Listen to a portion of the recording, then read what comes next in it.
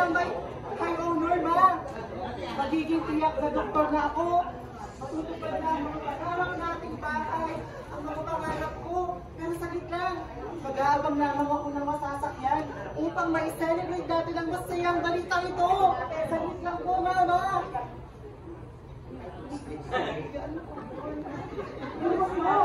Kuya! Kuya po po!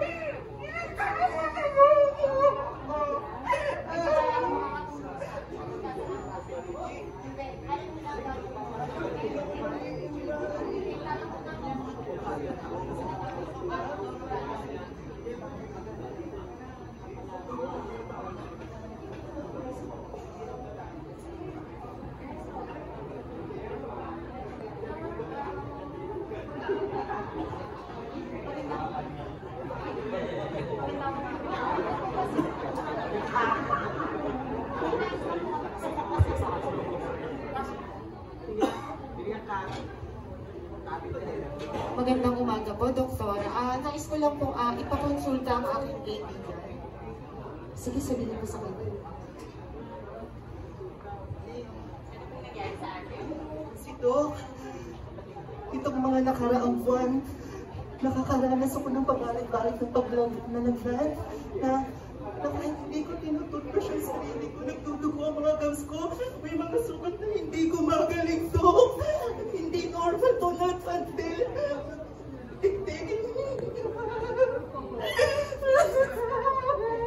Ikalma mo. Nandito ako para tulungan. Nurse?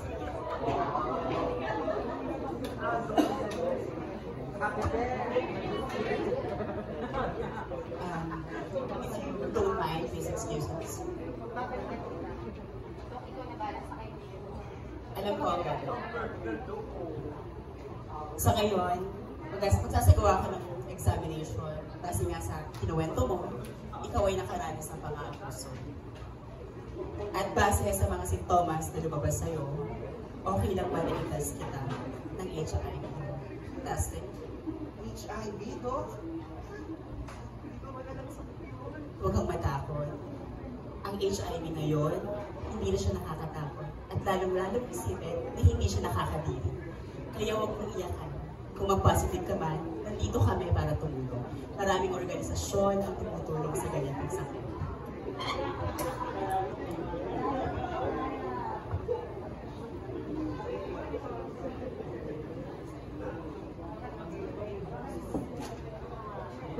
Antayin lang natin ang resulta.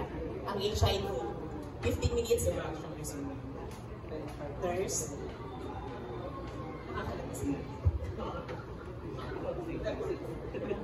ito ay sasakit na confidential sa'yo kung kailangan mo ng kaibigan na makakaintindi sa'yo.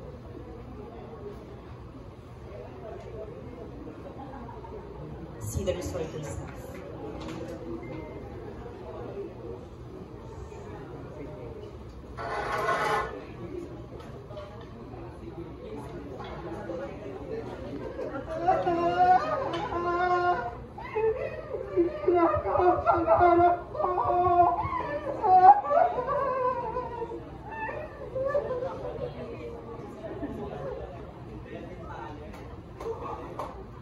Marahil sa ating lahat ay natatawa, tumataas ang kilay at nagagalit.